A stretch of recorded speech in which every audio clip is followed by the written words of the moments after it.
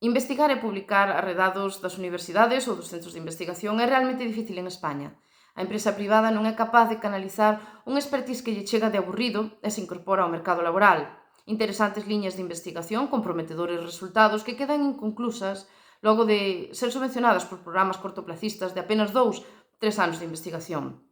A propia literatura científica encaixa moi mal a parte empírica da materia. O profesional ten moi difícil cabida neste tipo de revistas e de publicacións pensadas para os académicos e investigadores profesionalizados.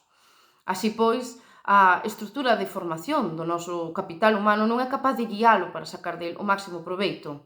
Desto falamos na reportaxe do Salto e falamos con académicos, con investigadores e con expertos que nos falan do problema, das claves e nos aportan tamén solucións para mellorar o noso tecido productivo e educativo de cara á innovación real e ao desenvolvemento.